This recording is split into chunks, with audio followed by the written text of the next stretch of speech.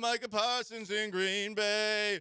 Jerry Jones is 82. Oh no, what to do is something unpredictable, but in the end it's right. Micah Parsons is a Packer. Good night.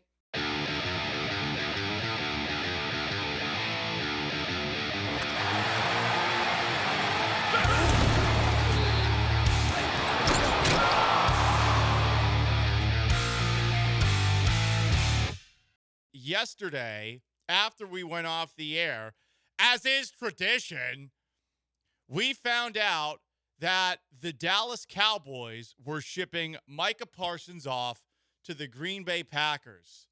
They traded Parsons for three things.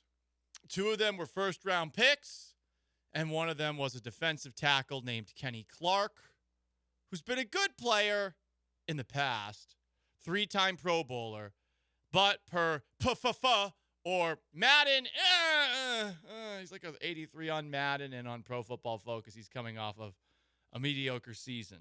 So the Cowboys did not get much in return for him, and you definitely got to think that for 2025, the morale, the vibes are down. Green Bay followed up trading for Parsons by signing him to a 4-year, $188 million deal with $120 fully guaranteed at signing and $136 million in total guarantees. I did not know the People's Republic of Green Bay had that kind of cheddar to throw around. He is the highest paid non-quarterback in NFL history. I was very amused by the way this all went down because Micah Parsons already had a video ready to go to announce that he was going to the Packers.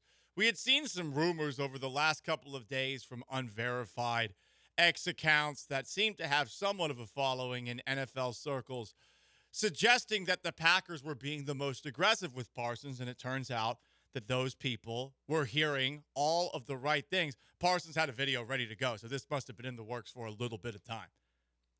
A video ready to go where he is in a Packers uniform at the very end of it. I don't know if he's got the most amazing team behind him, given that he is also known as Podcasting Parsons, but he had something ready to go, and he also put a statement out there. No word on whether this was written by artificial intelligence. Let's read it. Cowboys Nation. Growing up in Harrisburg, Pennsylvania, I was one of the few kids in my neighborhood who cheered for the Dallas Cowboys. Nearly everyone around supported the Eagles, but I always believed in the Star. Oh, my God. Jeez. I mean, he grew up when they sucked, but that's fine. To wear the blue and white at Penn State and then carry those same colors into the NFL as a Cowboy, it was more than a dream. It was destiny. You know, I think this was actually heartfelt. From the moment I arrived in Dallas, you embraced me and my family as your own. You made a kid from the East Coast feel right at home in Texas. Every time I pulled up to work, every time I stepped onto that field, I felt the weight and pride of representing you. You didn't just give me a jersey. You gave me a place to belong. All right, now I'm starting to think this is artificial intelligence because this is starting to read a little bit like a Hollywood script. I never wanted this chapter to end, but not everything was in my control. Okay, now I'm thinking it wasn't artificial intelligence. My heart has always been here. It still is. Damn, Green Bay. Through it all, I never made any demands. I never asked for anything more than fairness. I only asked that the person I trust to negotiate my contract be part of the process. Pause for a moment. I'm of the belief that Mulugheta wanted to get involved in this process. That David Mulugheta got involved in it. Because it does seem like there was a handshake agreement of sorts between Jerry Jones and Micah Parsons. Everyone's clowning on Jerry Jones today. Understandably so. Some of his justifications last night and the amount of times that he called Micah Michael, which has been an ongoing bit all offseason, that was certainly an issue that you look at and you're like, okay, Jerry, maybe it's time to hand over the reins. But I do think that David Mulugheta pried his way into this situation in the same way that he did with Deshaun Watson here with the Houston Texans. I do think that this is partly on Mulugheta. If you're a Cowboys fan, you're going to be mad at Jerry Jones. I would be a little annoyed with David Mulugheta as well, because Mulugheta was looking at Micah Parsons and this handshake deal, and he's probably thinking to himself, dude, I can get you a better deal, which is understandable. He's the most powerful agent in the NFL. But I think that made Micah have cold feet. I bet the NFL Players Association got involved as well, put some more pressure on Micah. Wait, you're really doing an agreement one-on-one with an owner? You think that guy's going to have your best interests at heart? So he backed out, and from the sound of things, when he backed out, Jerry Jones was like, hey, bro, you don't back out of a handshake agreement with me. I'm an oil man. And then it led to this trade yesterday. Let's continue reading Micah Parsons' statement. This is a sad day, but not a bitter one.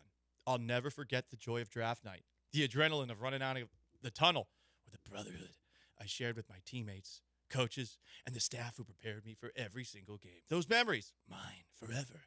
North Texas will continue to be my home in the offseason.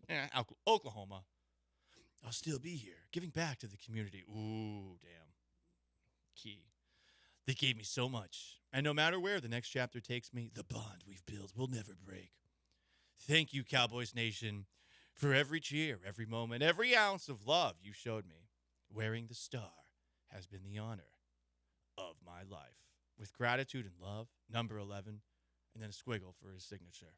Another turning point on the rest of the Micah Parsons in Green Bay. Jerry Jones is 82. Oh no, what to do is something unpredictable, but in the end it's right. Micah Parsons is a Packer. Good night. Had to do a little singing today. Come on, guys. The Cowboys play the Packers week 4. And if you're a Cowboys fan, you're not feeling so hot. Whether you're a Cowboys fan from Dallas, having had Luka Doncic traded away already this season, or you're a Cowboys fan who is suffering from the loss of Juan Soto leaving the New York Yankees, and perhaps just already thinking about the potential loss of LeBron James from your beloved Lakers. Like, it's tough. I want to focus on the Packers side of things for just a moment, though, because first off, the Packers just owned that ass. Ever since the Cowboys beat the Packers in the 95-96 NFC Championship game, the Packers have been doing whatever they want to them. You saw that playoff victory a couple of years ago. Packers took them down in 14, 16, and 2023, probably the best 3 years post-Super Bowl for the Dallas Cowboys. And now Micah Parsons, their best player, is a Packer. And this is something that we've seen the Packers do a lot. They do seem to get lucky. Things seem to fall into their lap, whether it's Brett Favre or it's Aaron Rodgers or it was Reggie White. And now it's Micah Parsons. Green Bay's now plus 1,200 to win the Super Bowl. They were plus 1,700 before that. Plus 1,200 gives them the 5th best odds, tied with the Lions and second in the NFC to the Eagles. They're also now the betting favorites to win the NFC North. And Micah Parsons himself is a betting favorite for Defensive Player of the Year. I know that some, perhaps Joel Blank, may take issue with that, but the idea that Micah's going to like Green Bay, that's laughable to me. I've done a podcast episode before when I found out the NFL draft was going to be held in Green Bay, just talking about all the things that there are to do in Green Bay. greenbay.com/things to do. It's depressing. It's very depressing. I guess it's good that it's on the water. Some people might have some lakefront property, but I don't think Mike is going to like it very much in Green Bay. But anyway, Packers won this. Hell of a trade for them. They are now a top-of-the-line Super Bowl contender.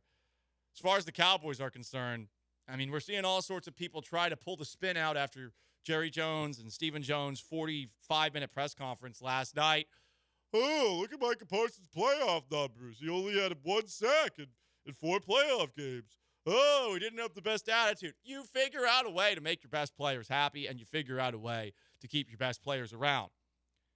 I don't know if Bill Belichick would sign off, Bill Parcells would sign off on comparisons between Micah Parsons and Lawrence Taylor. But, I mean, we are talking about one of the best defensive players in league history. Is he the best one since Aaron Donald, the best one since J.J. Watt? I don't know, but, I mean, this is a hell of a player. Only 5 players have had as many sacks as Micah Parsons in their first 4 seasons in the league. This guy is an absolute terror out there. And he might be annoying when it comes to his podcasting, but I never get the impression that Micah Parsons is doing 90s Cowboys things. Watch that documentary. Jerry Jones couldn't tolerate that attitude, but he could tolerate those attitudes. Also, I mean, Lawrence Taylor was like doing all sorts of drugs and sometimes missing the start of games because of those things. So I'm seeing a lot of spin zone, and I think part of it has to do with people can be convinced by what Jerry Jones has to say, even though he is 82 years old, which should be cause for pause for you if you're one of those people. But I don't see the spin zone for the Cowboys at all. I mean, you just don't trade stars for first-round picks because when you get these picks, it's like you think you're going to nail these picks. But the idea is of you nailing these picks, you're probably not going to. I think Matt Owen outlined the Raiders trading Khalil Mack. They got Josh Jacobs, Damon Arnett, and Brian Edwards. Arnett is on the Texans practice squad right now. Bears traded Khalil Mack to the Chargers for Jaquan Brisker. Ever heard of him? The Jaguars traded Jalen Ramsey for Kalavin Chason, Travis Etienne, and another pick that they traded away. The Bears traded Roquan Smith for Gervin Dexter and Noah Sewell. Who are any of these people? I even went on Grok, which is Twitter's artificial intelligence, and asked for a list of every single trade that a team has made for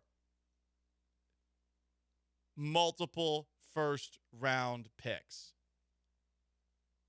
And, I mean, you go back in time and you take a look at the very many trades that have involved 2 first-round picks. 20 going all the way back to 1967. I would say that generally the team that traded away their best player didn't succeed. Now, in the case of Deshaun Watson, that's worked out for the Texans. In the case of Russell Wilson, that has worked out for the Seahawks. And there's been other situations as well where you have seen, I don't know, maybe Laramie Tunsil getting traded. That didn't exactly work out so well for the Dolphins, but they did get Bradley Chubb out of it. They did get Jalen Waddle out of that. You take a look through history. You think you're going to get something with these picks, but do you ultimately get what you need with those picks? I don't really feel that way about it.